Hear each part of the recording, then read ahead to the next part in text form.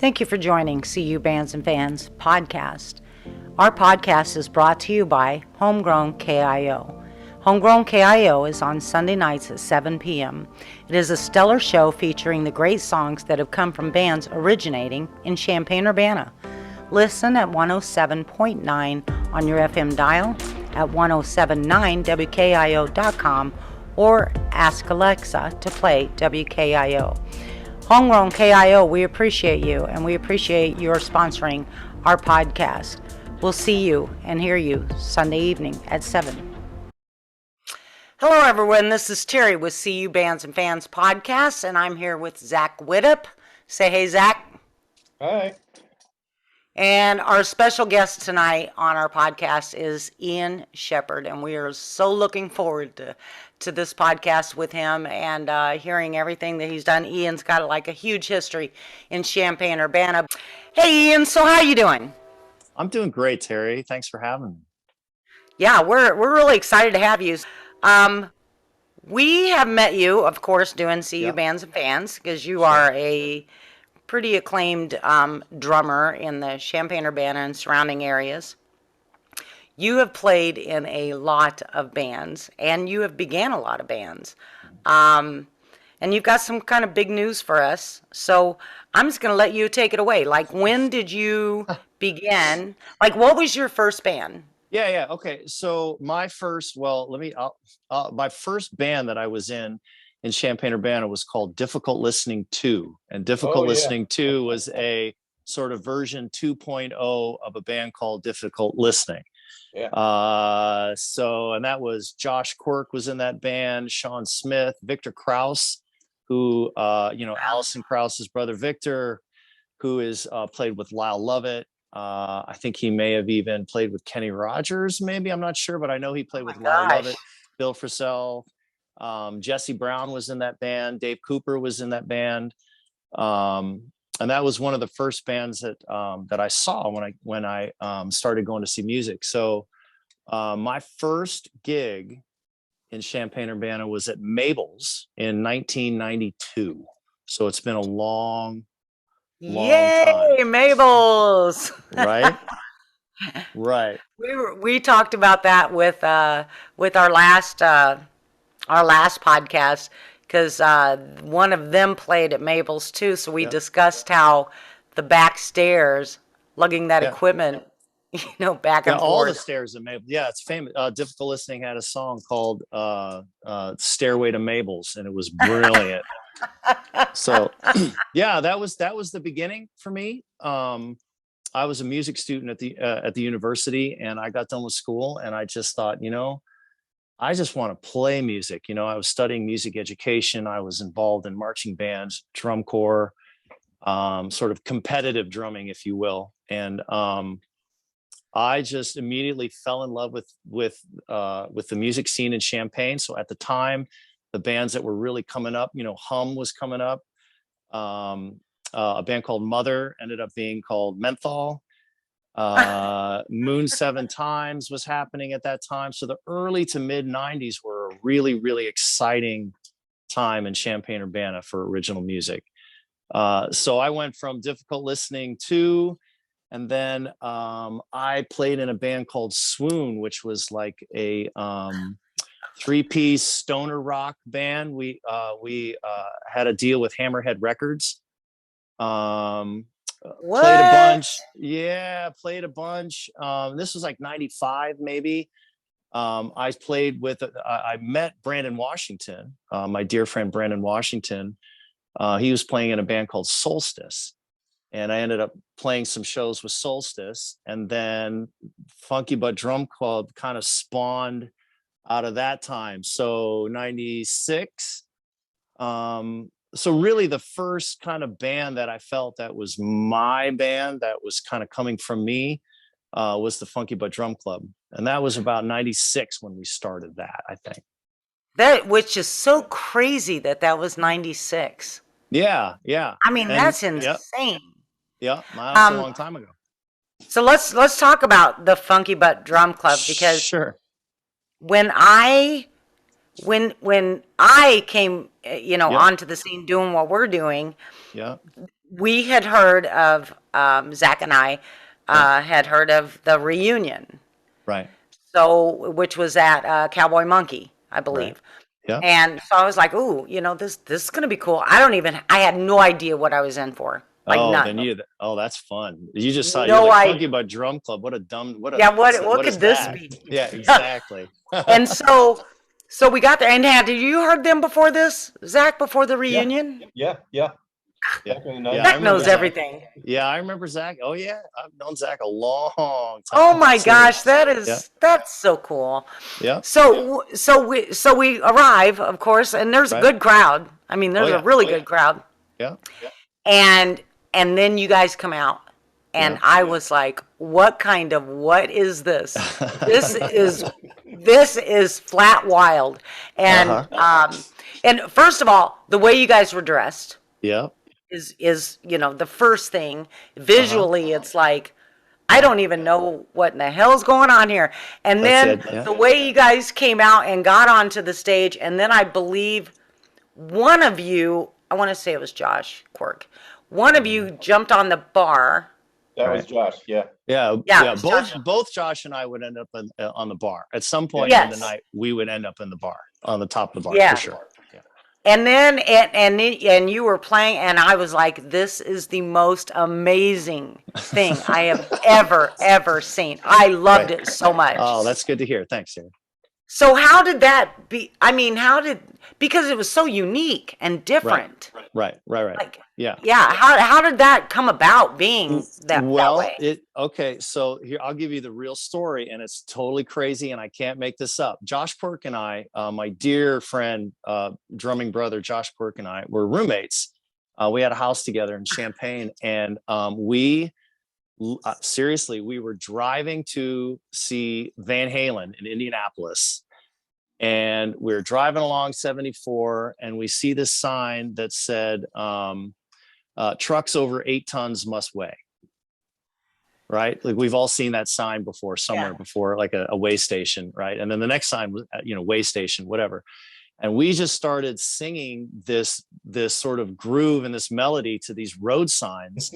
And the next thing you know, we're kind of tapping around on the dashboard, and we're like, wouldn't it be funny if we just had a band that was just drums, and we did stupid shit like road sign songs? And that's how it started. For real, that's how it started. And then the next thing you know, we got a hold of our friend Chad Dunn. I don't know if you know who Chad Dunn is. Percussionist extraordinaire. Zach, you know who Chad Dunn is. Oh yeah, I know Chad. So Chad is this, I don't know how to describe Chad. He's just a big bundle of love and joy and music. That's Chad. And he's long hair. And Chad was like, built drums out of garbage cans and tires, and he would string bottles together and pipes and all this. But he also was a Brazilian music kind of guru at the time.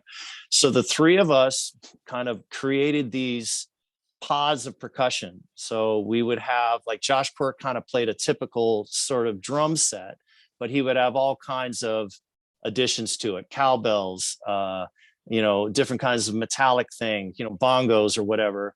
And then I had some more like hand drum stuff, but I also had a bass drum, and I had shakers, and I had a talking drum, and Chad had garbage cans and pails and we, not kidding, we wrote songs like verses, choruses, solos for drums. So we put together, I don't know how many songs we did, but we went and played a few shows, just the three of us, like booked the band. We're drummers. That's what we do. It's hilarious. And then I thought, at some point, I don't remember how this all, I mean, sure, it happened very organically. We thought, wouldn't it be fun if we just had a singer, and we put a singer in the middle of these three drummers? How hilarious would that be? Would that be fun? So we had a gig at Mabel's, the Funky Butt Drum Club, 3 drummers. And I got a hold of my friend, Brandon Washington. And I said, hey man, I wrote a song that day. And Brandon came to the show, and we were in the dressing room, and I was literally had it written down on a piece of paper, and I was just going, okay, here's the melody, Brandon. I'm singing the melody to Brandon, and he's looking at it, singing along. And we put him on stage, and we did the song. And it was awesome. And then we thought, well, what if we threw a bass player in the middle of this? And you can see where it's going. So the next thing you know, we got Jesse Brown to play keys at the time. You know, I had played with him. Josh had played with him. This is right around the same time that the Brat Pack is kind of coming to be a thing. So they kind of happened at the same time. And Josh Walden, who was my favorite bass player in town, played bass. And Peter, yeah, he's an absolutely dominant musical force, Josh Walden. And then Peter Rubel, who's a sax player. Peter plays guitar in the Impalas. And we kind of went from 0 to 60 really fast. The band just exploded. And I think our first gig together as the 6 of us was in, I think I still have a videotape of this somewhere. I want to say late 96. And we just came out of the gates and exploded. I mean, you know how it was just crazy. People didn't know. Yeah, it was just it was like we would come out and we would all be wearing overalls and no face shirts paint. And face paint, and we were just in people's faces, and we would get on the bar and drum, and we were just I can't even imagine what that would appear to be, because I've only been in it. I haven't seen it, you know, but I know that it was just crazy, and we were just different and unique, and we did a record at private studios. I think we started tracking November of 97, and the record was released February of 98. And by the time 1999 rolled around, we were done. We just came out of the gates and exploded. And we did some shows in Chicago. We were in Kansas City. We were in St. Louis, and it was kind of. Are you serious? Yeah, and it was great. But it was also, and I love all these people in that band. I love them dearly. I love them like family. They're family to me, and I've known them for 30 years. But at the time, there was so many powerful forces working that it was almost too much. It was just like there were a lot of cooks in the kitchen, and it was almost like there was so much energy that we couldn't quite contain it. That's the best way I can describe it. But I had a great time, and it was a wonderful band, and I look back on that time with a lot of pride. And then out of that band came Temple of Lowman. Funky Butt kind of dissolved, and Brandon Washington and I still really enjoyed writing music together.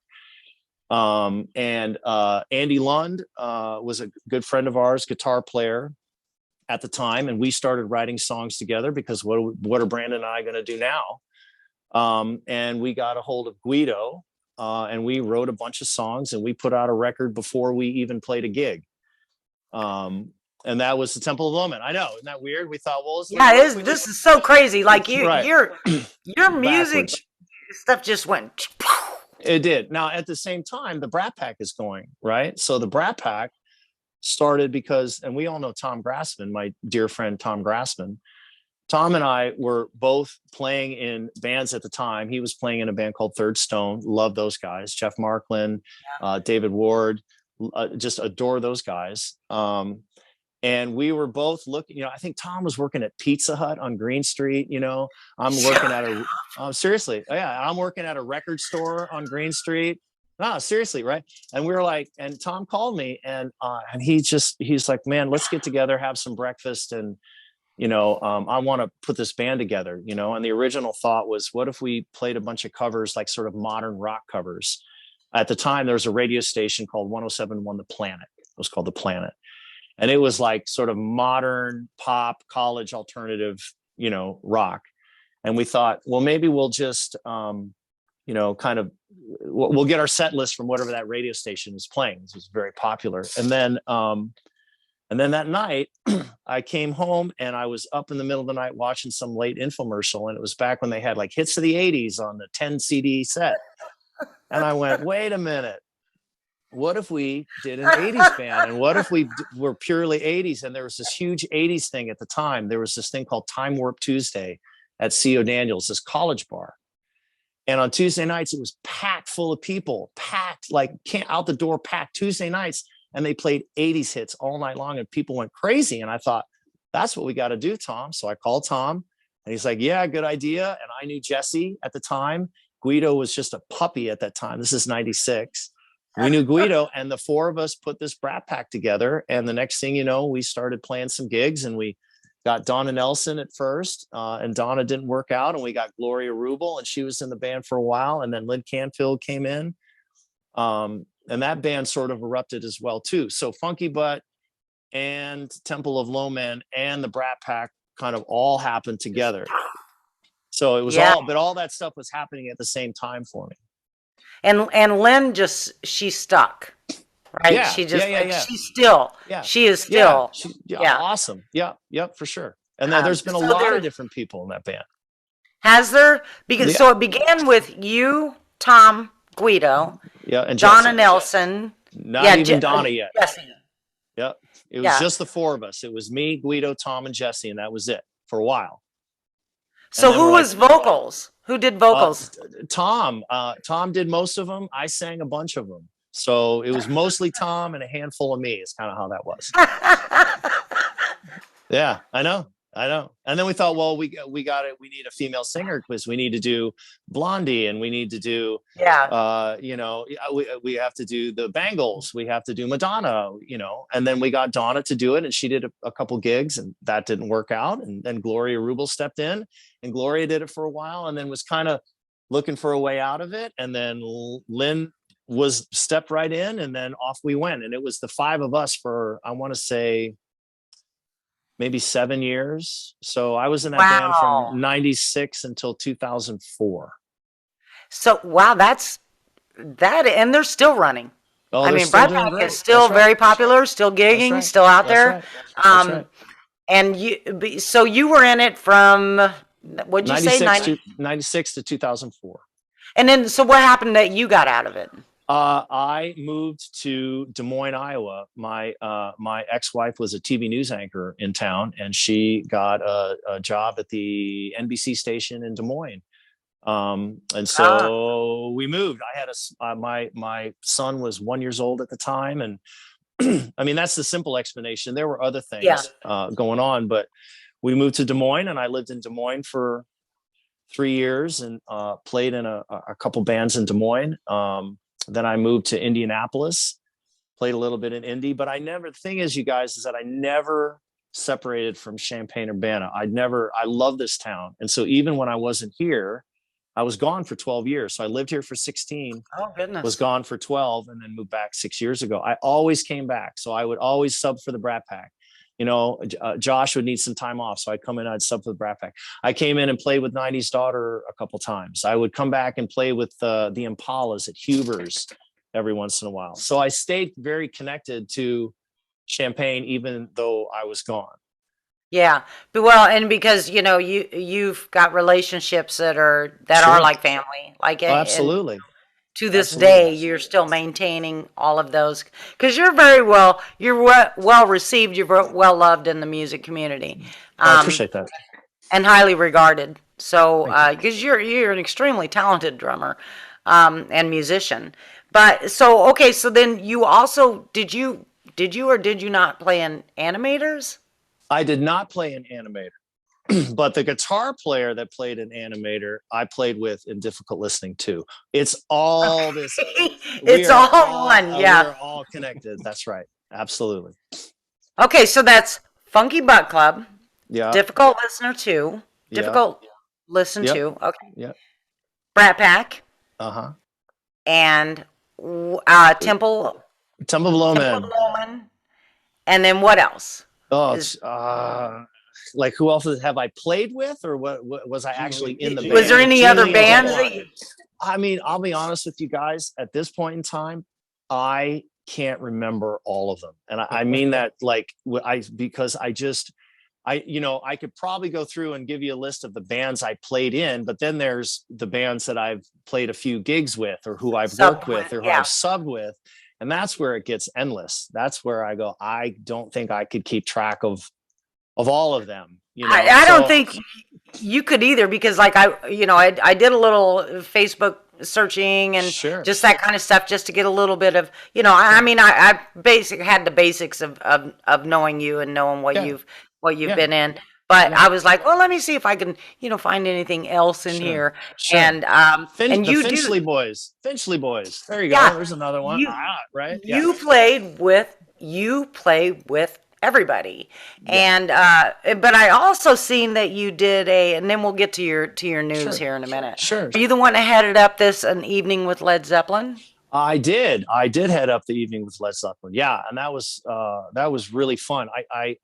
When Blackbird opened a few years ago, I played with Sun Stereo. There's the other band. So we forgot about Sun Stereo. Yes. Oh my gosh, right? So when I moved back to town summer of 2016, and September of 2016, Kelly McMorris calls and goes, "Hey, we're looking for a drummer." And I'm like, "I'm your guy." And so I immediately got on board with Sun Stereo. So while I'm doing Sun Stereo, the Blackbird in Urbana opened, and I just had this thought because, like we were talking about earlier, I played with everybody, and that's what I want to do. That's what I love doing. I love playing with as many different people as I can. Just the more people I get to play with, the better. And I thought there are so many talented people in this town.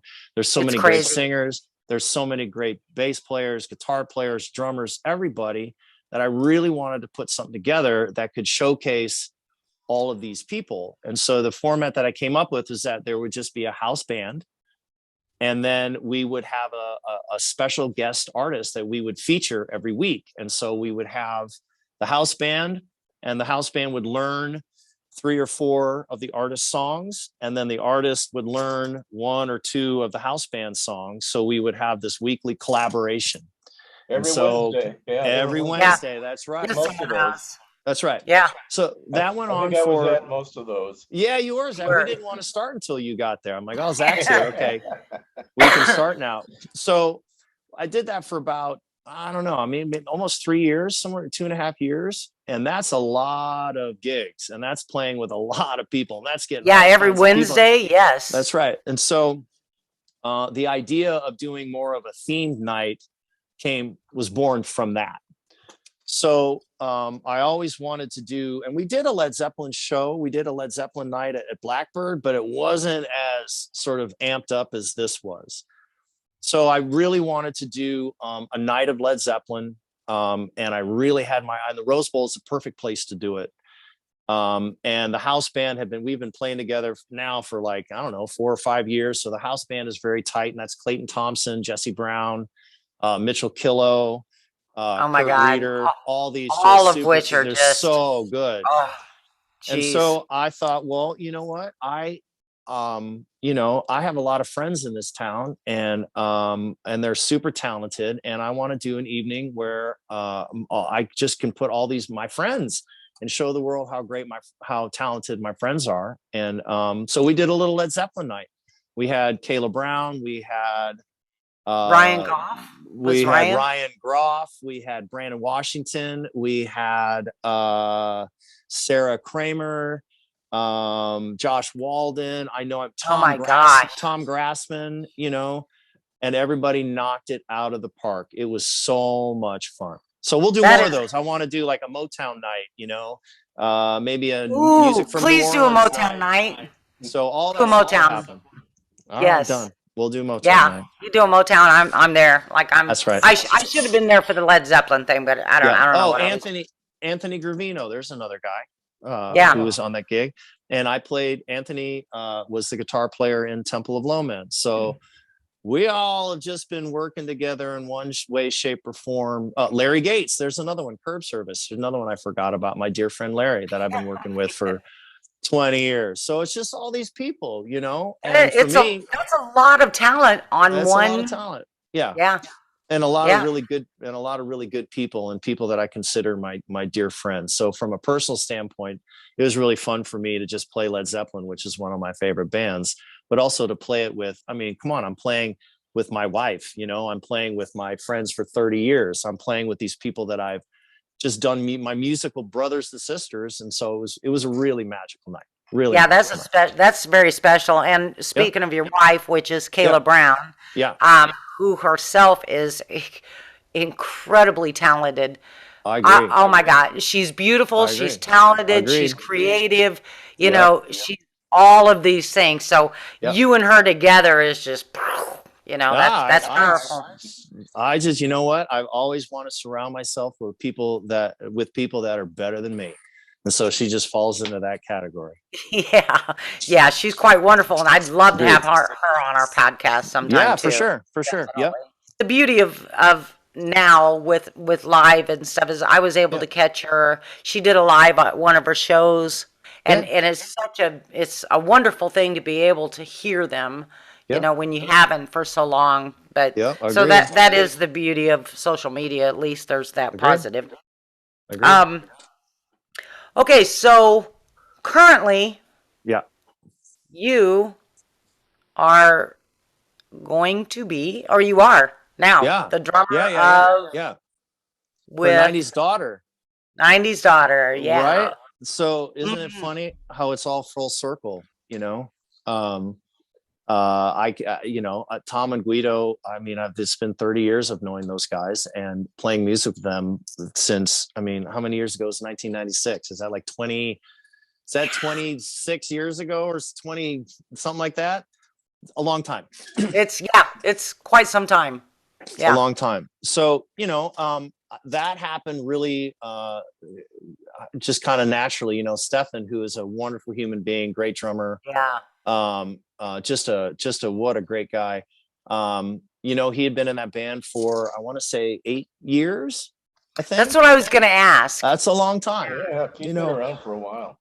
Right. From the beginning, I'm not sure if I've got all the numbers right, but from the very beginning. And, he was looking to spend some more time with his family, and nobody understands that better than me. I have 3 kids, and I'm trying to be a musician and a touring musician throughout their whole lives, and trying to get that balance right is really, really, really hard.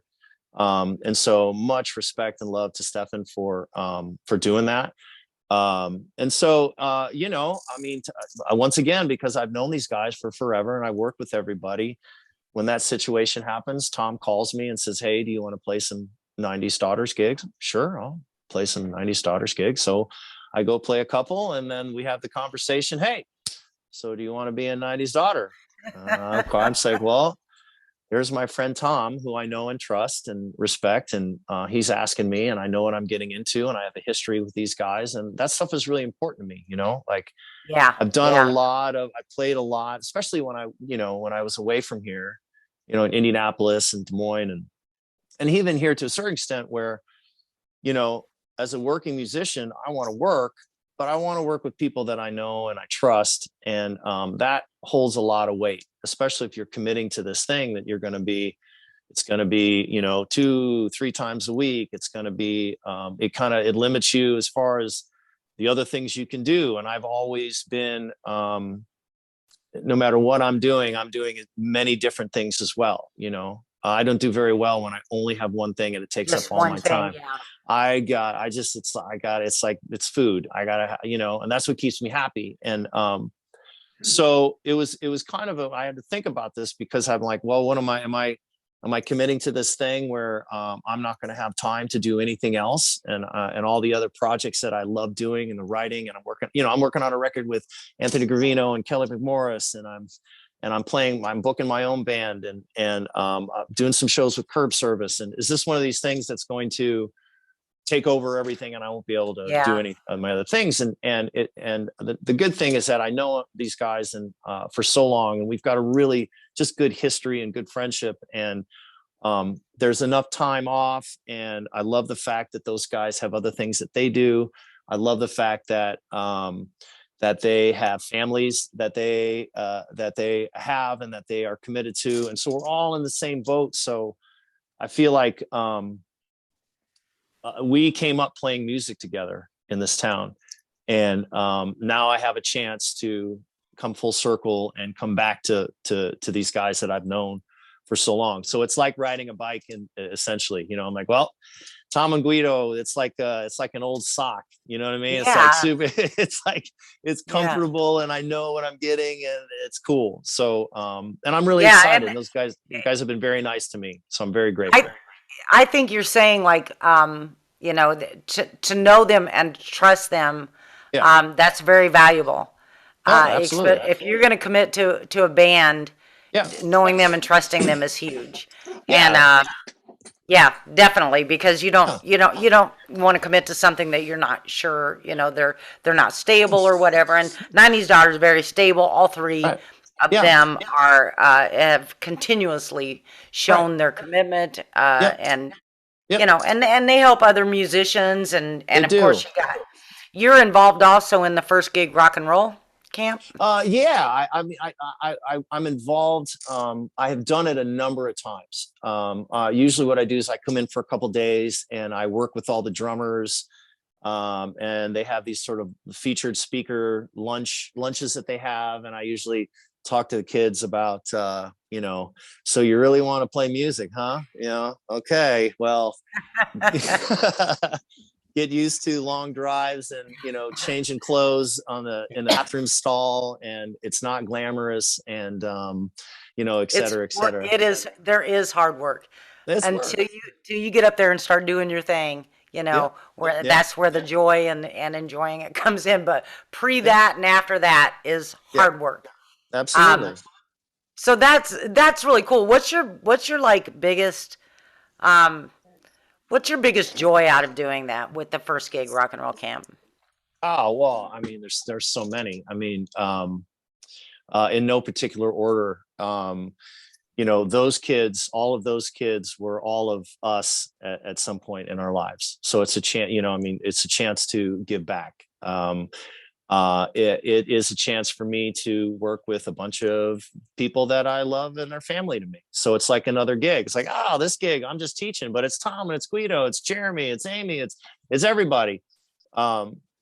So I really enjoy do that. I mean, I've been teaching. I have a private teaching studio, and I've been teaching privately for almost 30 years. So I love did teaching. not know that. Yeah, love teaching, enjoy teaching, always have. So to be a part of that is extra special. So let's say somebody wants to reach out to you, and have you teach. Yeah, well, here's what you do. You can go on Facebook and you can look up the Blue Room Percussion Studio. And you can book everything through that. I mean, I am pretty chock full, but I can always find some time. That is, now see, I did not know that. Well, there you go. There's some new. I just learned. Yep. I'm sure some Yep. other people have too. Yep. I'll put that link on the Sure. podcast Yeah, too. great. Thank you. So you've been teaching for 30 years. Yes, I have been. That's a long time too, isn't it? Right? It's like now we're decades into this. Oh my God. I know. Yeah, that is a long time. I know. That's a long time. Okay, so that's fantastic. I love that. So we will put that link on there. Yeah, sure. And we definitely look forward to hearing. I was very excited to see when they announced that you were going to be the drummer. Yeah, isn't that funny how it works? It's just one big yeah, circle around here. Yeah. I was like, oh my God, yes, Ian. Of course. Of course.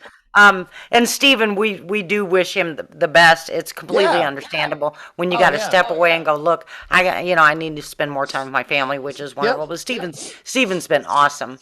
Really an incredible human being. He is. I couldn't agree more. Love that man. Yeah. He's a solid guy. We've had some great just little conversations on the side, like you and I did at So you were at Red Lion Reunion. That's right. Yeah. And I can't remember, who did you play with there? I can't remember. The Finchley Boys. The Finchley Boys, that's right. Yeah. Oh my gosh. Yeah. Yeah. Yeah, that reunion was something. Isn't that amazing? So that whole section of town, like the history of music in this town is so rich. And just to go back to the first gig thing, one of the things that I really wanted to mention is that, like, anything that can contribute to the richness of music in this community, like, I moved away from this town and I didn't want to move away from this town because of the music. And I moved back to this town because of the music here. And because of the people who play the music, and the more that we can, and I feel like there's a sense of pride in Champaign that there is a rich history of music in this town, and it's not like that in every town. But if you go back to the Finchley Boys time, And you look at the history starting then, and you work your way up through the 70s and REO Speedwagon, you get into the 80s, and you get into the Last Gentleman, and then you get into the 90s and you get into bands like Hum. These are nationally not only just recognized bands, but critically acclaimed bands as well. So it's not just throwing out like, bands that some people have heard of. I mean, this is huge. Dan Fogelberg, I mean, these are, Yeah. so Yeah. there's a rich tradition of Alison music in this town. Krauss. Alison Krauss, are you kidding me? Right. I mean, I'm forgetting some superstars, So if first gig is just feeding the next generation of these musicians. So not just people that kind of play in bands. That's great. I want there to be great players, great musicians, so that the bands are great, the music is great, the songwriting is great, the energy is great. And that all starts, from these little kids loving what they do, seeing people that are doing it. And then we just keep churning out these great players and these great musicians in this town. We just feed ourselves. That's probably my favorite thing about first gig. That's really excellent, because that is so needed. Yeah. I feel like, especially now, with young people, if we can get these young people interested in and doing music, playing music, listening to music, and being a part of that, because there's some really great musicians that came out of first gig that are adults now. Yeah. Sure. And they're doing music, and they're they're playing, and they're enjoying it, and they're entertaining, they're talented. It's and the quality that first gig rock and roll camp turns out is pretty incredible. Yeah. And they're all young, and that's what we want. We want these amazing that a lot of those young teenagers in the first gig are now young adults, and they're still at it, and they're really gotten good. Because Emma you just Miles, I love that kid. I say kid, he's like Miles, Miles. I mean, right. So just that, I mean, they're a great example of just sort of the next generation. And if we don't have, I mean, listen, my generation of musicians, that we're the old guys now. We're and so it's people like myself,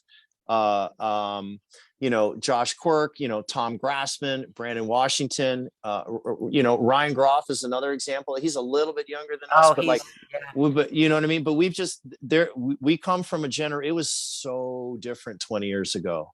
Yes. Just the way everything was. It was so different 20 years ago.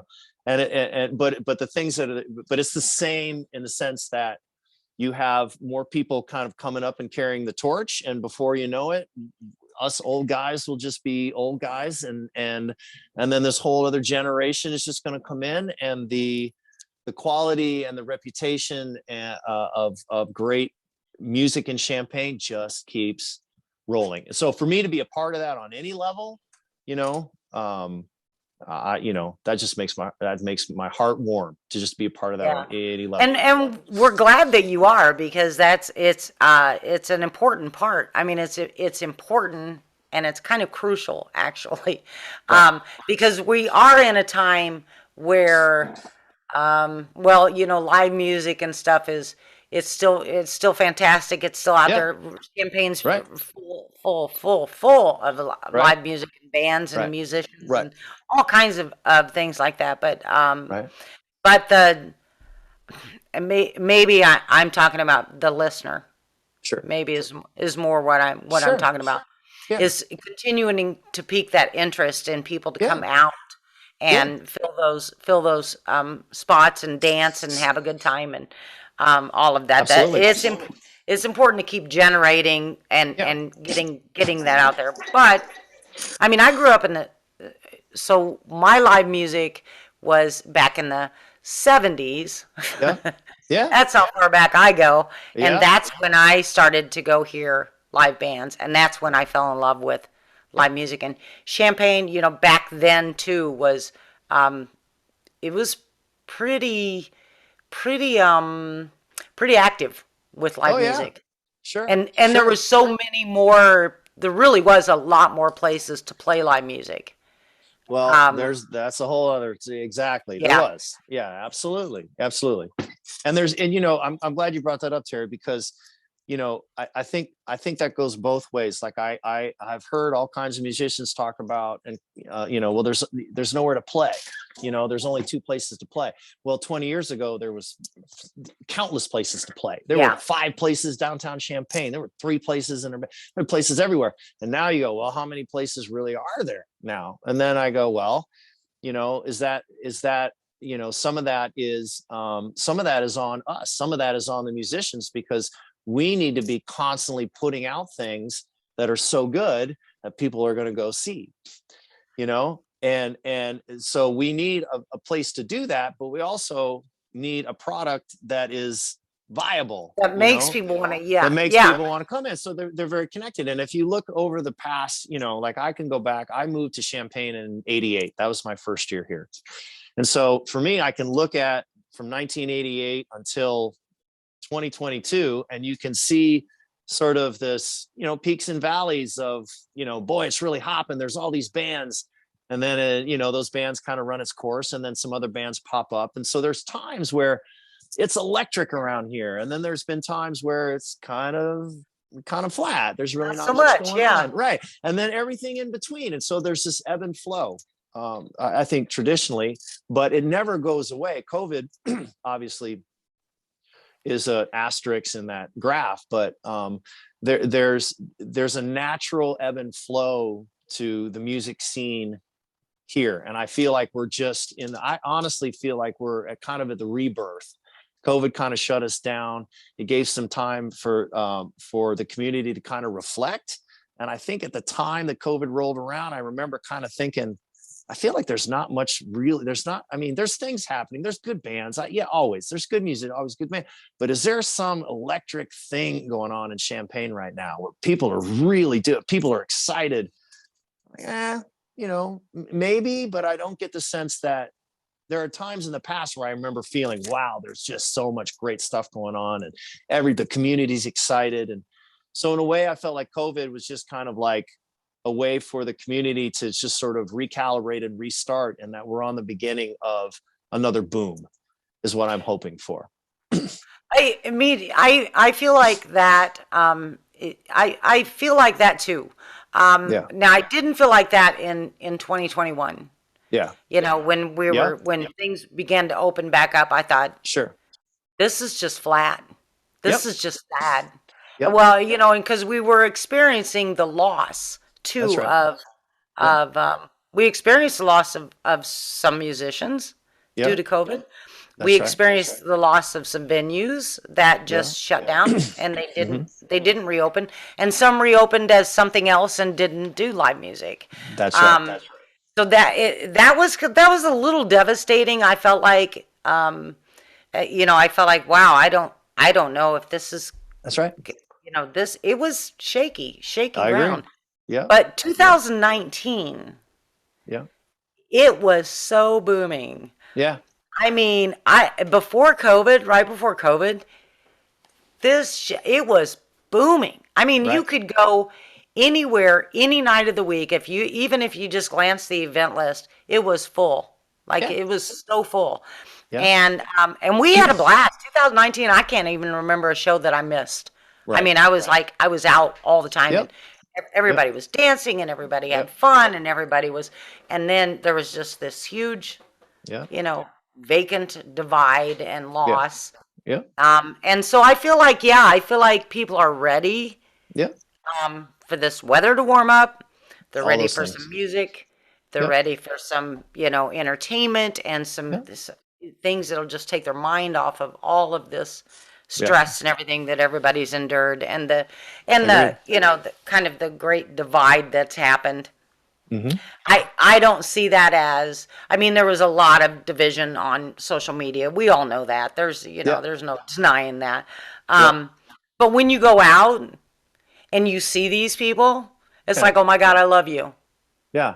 I missed you so much, and it's just hugs and stuff everywhere. And, so real life is different in, in the music scene than it is on social media. Oh, for sure. Always is. Thank goodness.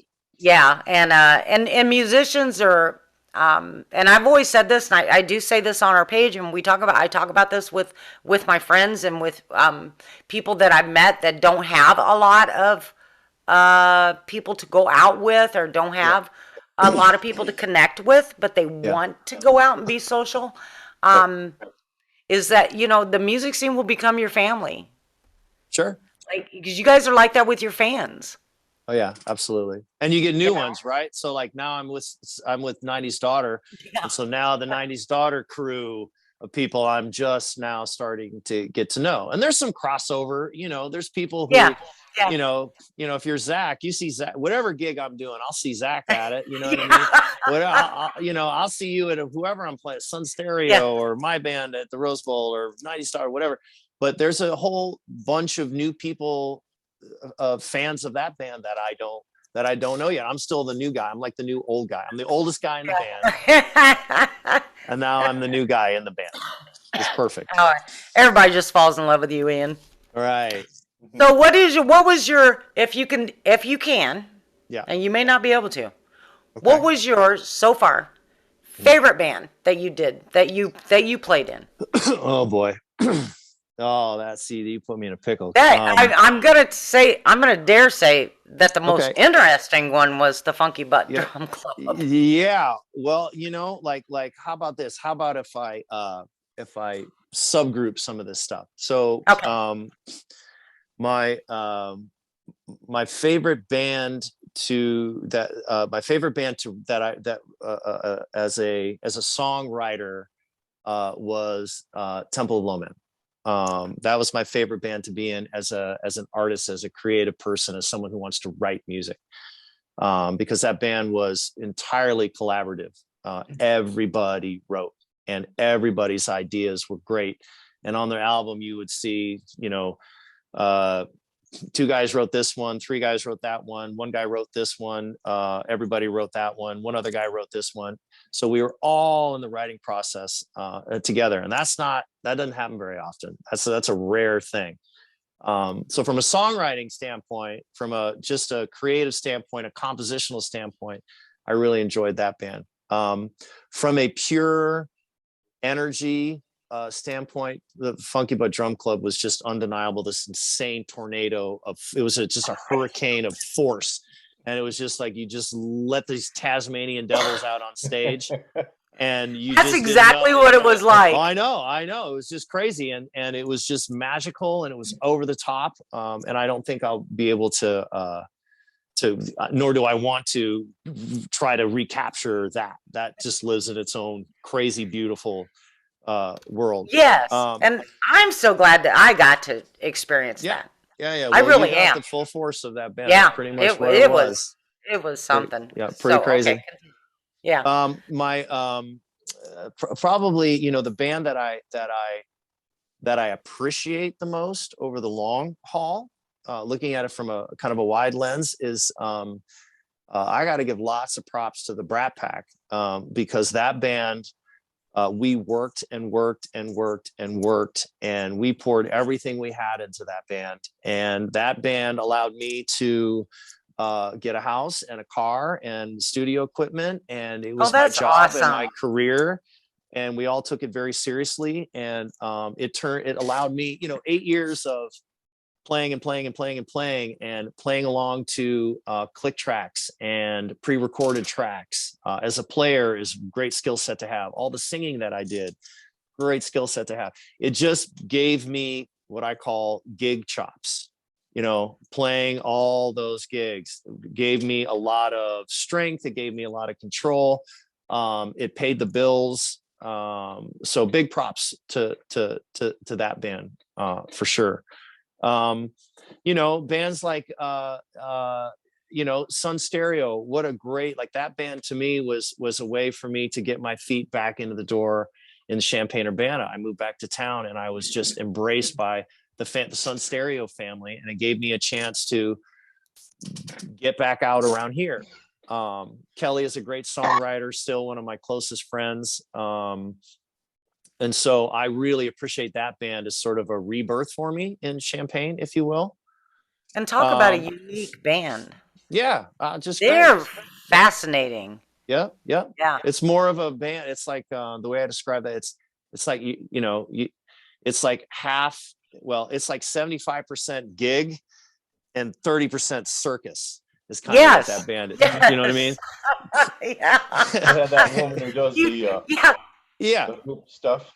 yeah. The hoops and the fire and the sword swallowing and the I don't even know, right? All And that crazy stuff. the Yeah, mask and the yeah. stripes, It's and great. the Yeah, yeah. But acrobats and yeah. Kelly's vision for that band was much bigger than a stage could contain. You know what I mean? For that band to really blossom, Kelly, like I said, his vision is huge. We need videos. We need literally interpretive dance with weird costumes. We need, we all dressed like, I looked like a disco ball half the time I I played know. with them, like that's what that band was. It wasn't something that you just go listen to the music. You go in and you experience the entirety Yeah, a whole of that show. band. Right. And as a drummer, I feel like I have the best seat in the house. I'm like the catcher at a baseball game. I see the whole field. I'm the only one that can see everything. I have the widest lens, and I just would look out at people. Funky Butt is kind of the same way. You look out at people every once in a while in the crowd, and you can just see them like looking Yeah, back and forth, what like, is I don't even happening? know what to do with all of this. Yeah. I want to watch this, but I want to dance too. But I want I to. don't understand. What is this big, huge, massive man doing with body paint? And then you look over and go, what is this girl doing with these hula hoops? And then you look over and you're like, the drummer's a disco ball. Wait a minute. They have a horn Yes, it's section. just. Like, what is this thing? Yeah. And it was very electronic. Yeah. Yeah. Yeah. So yeah, Yeah. good. Fast. See that just in this short period of time, all this variety Yeah. right here in this town. Yeah. Absolutely. We are so blessed. Yeah. And one thing I tell you, I wish that there would be more crossover between working cover bands and original songwriting, real recording, touring, like working their art and working their craft and writing songs and putting out music and writing songs. I wish there was a little more of, I wish that was a little more integrated. And We do too. Right? You know what I mean? And yeah, and because we strong. I mean, we love all of it. Yeah, All of it. Of course. And there is a place for each and every single type of music, genre, original, cover, whatever. There is, there is a place for all of it. Yeah. But I love bringing forth original music. And where I got this, I kind of got this little passion for original music through talking to just like being out and watching cover bands and stuff, and then having these little side conversations with all of you different musicians. And one was Brendan Summers. Yeah. Me and him had a conversation once at Fast City in the parking lot. Mm-hmm. They were on break. Mm-hmm. And he was telling me how he does some original music. And he was telling me how almost every member in the Brat Pack had original music. And absolutely. Yeah. Yeah. And I was like, I can't have enough conversation about this right now. I wanted to know more. And then we kind of did tap into where the original artists are. So that crossover would be amazing. Right. We would love to see that too. Well, yeah, and I don't mean that like, I'm not saying that it's separate. It's like left field, right field. I'm not in a. What you're saying is in one performance you could have both. Well, yeah, like I have been one of those weirdos that has had one foot in both worlds. Like the Brat Pack, all the Brat Pack was when we first started that band. All we wanted to do was Tom didn't want to work at Pizza Hut. I didn't want to work at a record store. So what if we played in this 80s band and we could make some money, so that would allow us to not have to do those bullshit day jobs, so that we could do music. Yeah. That's what that band, that's all that. Yeah, you're being honest. That's all I wanted it to be. And then of course, then we start playing and then we start making money, and then we're like, oh, well, okay. But I guess my point is that like music to me is, and I hear it from both sides. I hear some of the sort of cover the sort of cover band, and there's a real skill to playing covers. It's not like, it takes a real thing to be able to do that. Yes. That's a skill set. That's a thing. I have to agree with you on that. And, Yes. and that's a different, and then if you're writing your own music, and there's bands that they're working on their music, they write their own stuff, they're working on their craft, they're recording music, and that's great. And I also think that just playing music, I don't care if they're covered. If you're me, they're all covers. Unless I wrote the song, they're all covers, right? So for me, I just want to do music, and I've always done that. So I'll go play in a cover band because I'm playing music. I don't care. And then I'll play an original band because I'm playing music. We get to write it, outstanding. Do part of something that's creative, great. Record your own music, great. But at the same time, I can make a living by piecing it together, by doing all of those things. And so I always had my fingers in a lot of baskets, because at the end of the day, I didn't care about being a rock star. I didn't care about some record deal. I'm just like, I just want to play music. How about I don't work at a record store? How about I don't work at Pizza Hut? What do I got to do to make that happen?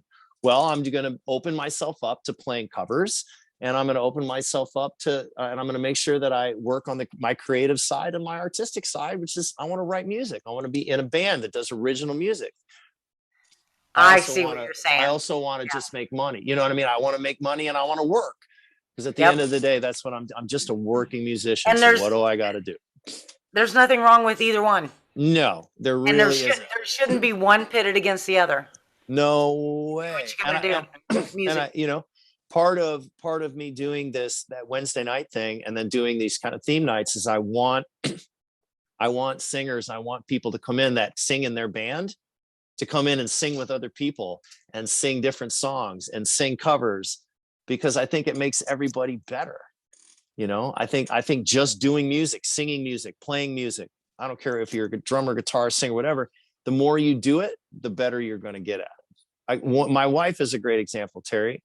She's such a great singer. She has done so many gigs where she's singing other people's music, and just building your voice and absorbing your influences and exposing yourself to all this music and playing it night after night after night after night makes you a better player. It makes your original stuff better, makes you a better singer. So you can bring the endurance and the chops you get from just playing all the time to your original thing. Both things help everything. I love that. I really love what you just said. That was perfect. And I hope a lot of people hear it. Yeah. That was really perfect. That was beautiful. You guys did a recording. Let me see. I'm so sorry. I don't have the name of it. Well, here's where it gets really fun. Which we? Well, you guys. It was you. Yeah. Gosh darn it. And I talked to you. I was like, oh my God. Oh, was it a video? Yes. Oh, okay. So we did that Gary Wright tune, Love is Alive. Yes. That was okay. it. Yeah. So yeah, that was fun, huh? That worked out great. That's what happens when you put a bunch of really good people together in a room, and we all play a song that's a really good song. I don't know, Zach, you know that tune, right? Love is Alive, that Gary Wright song. Okay. Yeah. So when I was a kid, that was one of my favorite songs in the whole world to listen to on the radio. Song. Like I'm driving in my mom's 78 Vega listening to, for real, listening to Gary Wright. And I love that song. And, I had this band of mine that had played at Blackbird, and it's just Ian Shepherd and friends. And we play some Rose Bowl stuff, and played in Danville, whatever. It's just, these are just friends of mine that love playing together. And so we play as often as we can. And I just love that song. And I thought, wouldn't it be fun to just record that song and get everybody to play on it? Let's shoot a video, because wouldn't it be great? So that band is great. So I got Jesse, and I got Kurt, and I got Mitchell, and I got Clayton. And this is part of why I love this town. And I called James Treichler, who's the drummer, was Elsinore's drummer. Oh my gosh, Elsinore. So James is a fantastic drummer and a fantastic engineer. And he is a fantastic videographer. And so I went, James, will you come shoot this video? James is a super badass. Well, where are we going to shoot the video? Well, of course, we're going to go to High Cross Sound, where my dear friend Anthony Gravino is the engineer and producer at High Cross Sound. I mean, these are the best of the best of the best. I mean, Anthony he was nominated for a Grammy for a song that he recorded and mixed there. So in Urbana, Illinois, you know, you've got Grammy nominated quality engineering and producing going on at the studio that's in Urbana, for crying out loud. So anyway, which is so crazy. It's like, people should know this. Like, you got to know this. You should know this. It's all right here. So these people that I've known for years, who I just respect and admire, and like I said earlier, I just want to surround myself with people that are better than me. And so I put all these badasses in a room, and something cool is going to happen. And that's really what that video was. It turned out great, and I love the tune. I just love the tune. I do too. And when I came upon that, which it popped up on my feed almost instantly, and I was like, "Ooh, what's this?" And I clicked on it and played it, and I was like, "This is so good." Right? That's fun. It was so good. It made me so happy, and it was, you guys were just all excellent, of course, and that is a favorite song of mine as well. But I enjoyed that so much. Yeah, and we want to do more of those too. I mean, so we're like, oh, what's the next song we'll do? I don't know. Let's see. Well, maybe we'll do a couple more 70s songs, and we'll bring in a different singer. We'll bring in so all these things are in the pipeline. It'd be crazy for me not to be a part of this community and know the people that I know and the level of talent and skills that these people have that are also great friends of mine, and not do something with it. So my mission now, moving forward, is to play as much as I can, because I didn't get a chance to do what I love to do for the last 2 years, and none of us are getting younger, and there's only a certain amount of time that we have to do this. So I'm going to go at that full tilt. And then the other thing is how much documenting of music can I do? Because there are just these amazing people that are so talented around here. Why would we not document that? I know. Why would we not document? Well, that's like us. We talked to Sean Kutzko. Yeah, Sean, he's great. Oh man, he was so fascinating, and he documented a lot of the stuff back in the day. Recorded. He would go in, when we didn't have we didn't have this kind of stuff. We didn't have all of that. That's right. He went in with his recording stuff and recorded jazz artists and all it, and he archived it. Yeah. And it's available to us because of that. Yeah. That's why and that's why what we do is important as well. Just getting out there and documenting what's happening now, because in the future it's gonna be cool to look back at. Yeah, I mean, props to Larry at WKIO. Are you kidding me? How cool is that? Yeah, I know. I just dropped off a bunch of CDs because listen, I mean, this is like 25 plus years of stuff for me in this town. And it's like, and for me to go, oh, wow, like maybe I should start going through some of the stuff that I've recorded and done, and maybe, give it to those guys, because it's just archive everything that's coming out of here. And you still won't even be able to scratch the surface. There's so much material. Yeah. And because your name, the last few KIO homegrown KIO shows, your name has come up quite a bit in those. Well, that's what happens when you just that's why I was like, everybody you possibly can. Give me all. I want to play with everybody. Yeah, and then you. That's why. Yeah, it was. I was so fascinated in talking to you at the Red Lion reunion, because that's when I kind of tapped into a little bit of. Ooh, he's got some history. He's got some stories. Yeah, I got some stories. Got some stories. I got some stories. But you know what? I'll bet that like playing with the Finchley Boys, it was one of the first kind of thing when I moved back to town. It was kind of one of the first gigs that I did, and with Michael Powers, yeah, God bless. Rest your soul, and God bless you, Michael Powers. What a lovely, lovely, kind, beautiful human being Michael Powers was. To have the opportunity to kind of tap into this like 1960s Champaign. Are you kidding me? You know, that to me, to be able to just kind of be a part of that. And all those guys have stories. And that's one of the things I'm like, come on, man, you guys got stories too. Because I've got my road stories and my band stories and my dressing room stories and my green room stories and my bus stories and van stories. And you know that they have those too, you know, and they're all the same. Everyone is going to be able to relate to some disastrous gig, some amazing gig.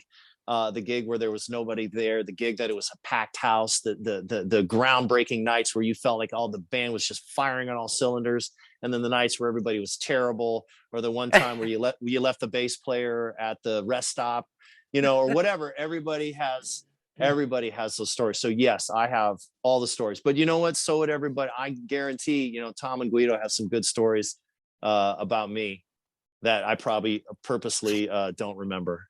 Don't remember. Yeah.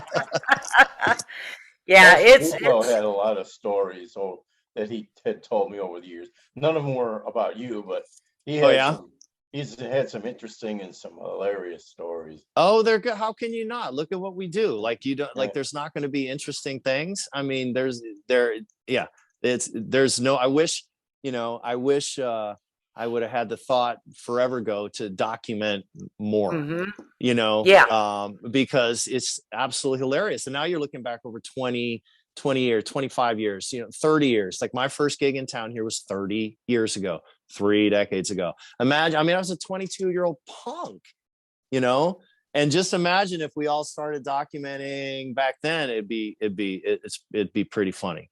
Yeah, and I really wish that there would have been, and I'm glad for like on KIO where they get this. I love that he's doing that. People are feeding them that music that they've recorded. Yeah. And I'm so glad for that and for that show. I'm trying to encourage them to do current with the old, older plus then the current music. Well, current's got to be a part of all that, you know? Yeah. So, you know, whatever needs to happen for that to happen. You know, sometimes I feel like I'm a little out of touch. I don't, you know, like I'm kind of in my own world, and I don't know some of the like really young up and coming original bands, you know. I don't know all of them. I'm sure there's so much more. And so I want to know about them. I want everybody to know about them. You know, so whatever anybody has to do to get that word out and draw some attention and be known, I hope everybody would just do that. Yeah, because there's more and more of them. And that came out of that really, I knew once we came out of this COVID thing that the music scene was going to look differently. I knew that already. Sure. Absolutely. And it certainly does. And it certainly is. And it's just changed. Yeah. And it's not bad. And it's, you know, and it's not this or that. It just is. And it has changed. And there's a lot of musicians that are no longer playing. Yeah. There's some bands that just, you know, we're done. Yeah. But there's new bands that have been recording and you know, doing all of this work, and now they're coming out and they're gigging and they're, you know, they have recorded. I mean, they have recorded music. It's amazing, and we're hearing all this new music, and it's great. And that's how it's been. If you could go back from the beginning of music in this town, you know, let's start with the Finchley Boys. That's the story.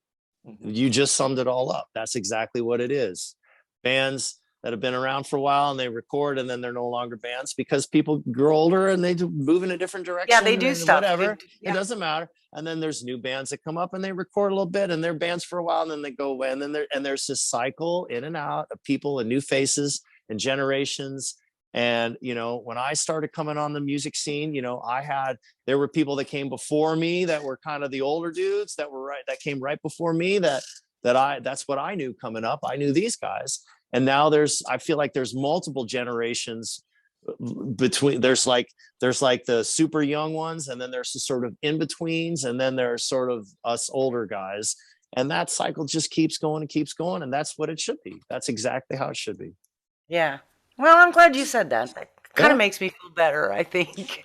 You I know. think if you look back over the arc of the entirety of this town and the music history in this town, you'll just see it's just a normal ebb and flow. You know, bars close, venues open, venues close. People come into town, they leave town. Bands are up, bands are down. Bands are happening, bands aren't so good. It's just what it is. But there's always this Champaign-Urbana, to me, more than anything else, is a place where I know that people appreciate good music. People take pride in the community here, and they take pride of the music here. And I know for me personally, I can only speak personally, is that every project that I've ever been a part of, everything that I've ever done, everything that I've ever put out there, whatever band it has been, whatever project it's been, I have always had people support it. Always. You know what I mean? And I just feel like there is there's a community here that recognizes music. They want it to be good. They want to consume it. They want to be a part of it. It's just weird right now with COVID, and but it's always this ebb and flow. There's some bands will be the top. Go back 10 years ago. Who was the top band? Who was the band that was slamming in Champaign 10 years ago? And then go back 10 years from that, and then go back, and it's just, I'm gonna do that. I'm gonna kind of because back in my day it was Pork and Havana Ducks. Yep. That was my go-to. Yep. Sure. Crazy Johnny, which he still plays. He's still around, right? But but he was like in a house band at Firelands, which was open till 3 a.m. Of course. So there was all them places and they all closed down, and these new places. You're right. Yeah. It's just a normal ebb. There's just a normal ebb and flow. And I don't think it's any different than if you just listen to just music in general. What's really popular right now? Go back. There's a decade of 80s music, and then there's early 90s, and then there's 2000s, and then there's Motown, and there's Seattle. There's just this, everything is going to be huge for a while, and then something else pops up, and something else pops up, and something else pops up. And it's just what I think it's the same kind of thing here. It's just this constant flow. And I like that. You know what I mean? I think it's great for people to come in and have an impact and put their music out there and invest in the music community here, because at some point in time, let's be real, you're going to be too old and you can't do it anymore. And that's just what it is. I know it sounds crazy. My dear friend, Tom Grassman, he's not that much younger than me. We joke about it all the time. We're like, at some point in time, we're just going to be too old. And so that's why we just do it and do it, do it, and do it, and do it, and do it.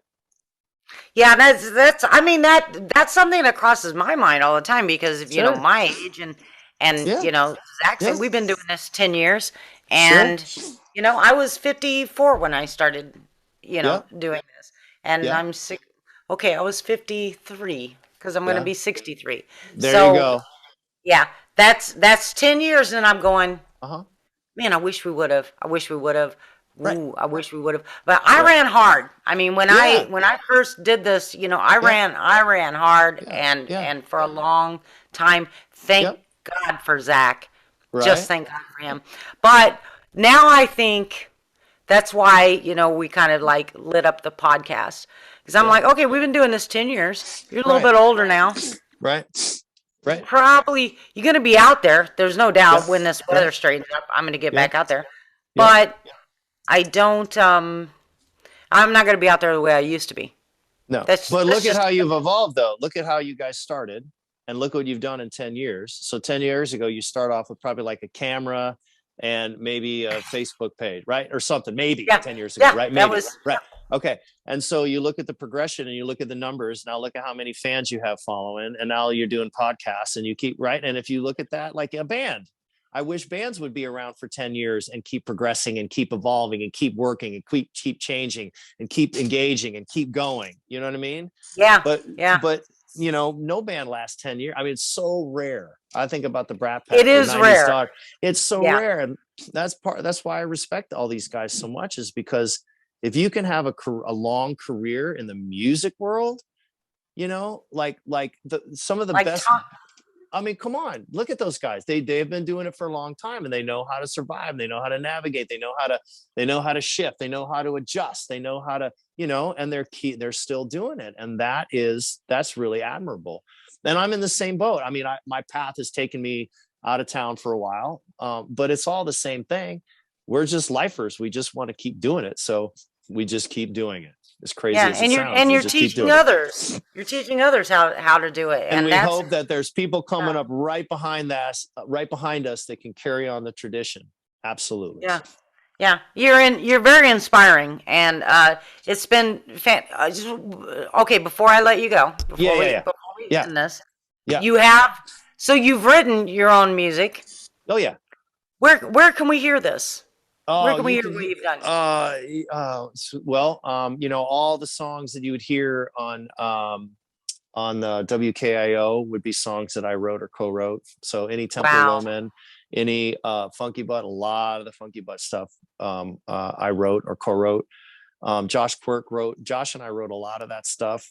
Jesse Brown wrote some stuff, but overall that was kind of driven by Josh and myself, that whole band.